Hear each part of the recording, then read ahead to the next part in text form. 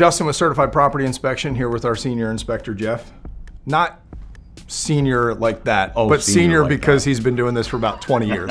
So, Jeff, we often get questions about, what we're going to do at a home inspection. What are you guys going to look at? How's it going to go? What are you doing, not doing, that sort of thing. So, can you tell the folks you had an inspection this morning, right? Sure did. Okay. We had a lot of fun too. We had an inspection this morning and we changed clothes. We did not shower. So I'm glad this is visual and not sensory.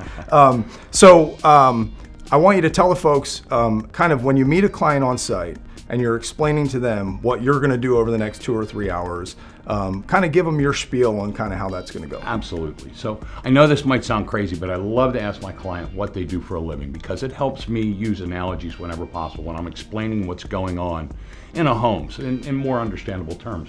But my second question to folks usually is, have you ever been to the doctor for a checkup? And they say, sure.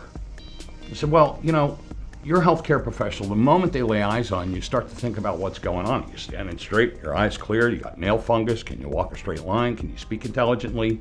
And then they get out the instruments and they poke and they prod and they look and they listen.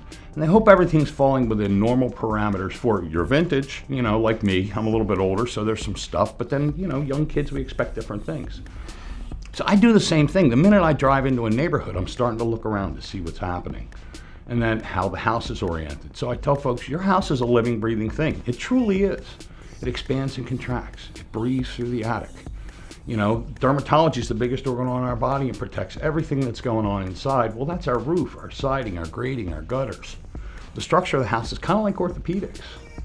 Plumbing's a lot like cardiology, liquid in, liquid out, pressure held, pressure released. Pulmonology is your heart and lung doctor. I like to think it's mostly lungs. That's our heating and air conditioning system. Nobody knows how the brain and nerves work. That's neurology, right? Electricity. So as I'm going around the house, I'm checking and we're operating everything. Now, I got to remind folks, this is kind of visual. I can't go tearing holes in walls, but we're going to run everything the same way that you would work your house. And if something doesn't come on, there's a super technical inspector man term for it. Right, Justin? It's broke. It's broke. So, as I'm going through, I'm making sure windows open and close properly, that they tilt in, that you can get out of a window. Right? So we're concerned with structure, safety, and mechanical items. Sure, I'll see the chalkboard paint, and I'll see where the little boy punched a hole in the door. That's fine, or one doesn't latch quite right, but that's kind of normal homeowner maintenance stuff. And then as I'm going through, I might see something that's not too bad. I kind of call that, if it were my house, I'd stuff. The thing that your water heater's 15 years old, they're kind of designed for that long, so put that in your budget.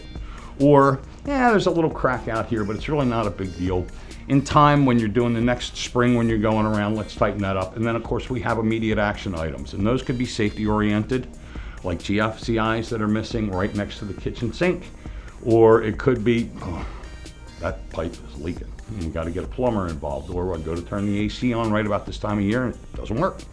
So, again, what we're concerned with is structure, safety, and mechanical stuff. And this may sound kind of squirrely, but not squirrely. But it's God's honest truth. When I inspect a house, I've got 2 kids that are young adults. Would I let my child move in? Yes or no? And, just be honest with folks about what the conditions are. And that's kind of what we do as we go through. But it is visual, so we can't go tearing holes in walls and things. We do our best, and I've got lots of experience of figuring things out. But that is what we do. Would I let my kid move in? Jeff, that's super helpful. And I just a couple of weeks ago, my daughter's best childhood friend. My daughter's in her late 20s now, and her childhood friend is buying her first house. My daughter's kind of at the age where her friends are starting to buy houses, and I went out to inspect my daughter's childhood best friend's house. Who this kid spent nights at the house and vacations and all that sort of stuff.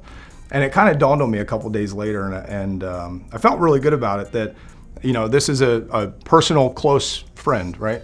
And I didn't inspect that house any different than I would any other house, right? Exactly. We do everything we can do the best we can to diagnose what's going on. I love the doctor analogy, kind of diagnosing what's going on and how the house works, but to really investigate, to figure out what's going on and just share the information, make the best observations and assessments we can and share the information so that our clients like you guys can make a really informed buying decision. And more importantly, just understand the house. At some point, you're going to own that house, you're going to go home, you're going to have keys, and you're going to need to know where stuff is. So that's really the goal. But Jeff, that was super helpful. I appreciate you helping us out. What we do.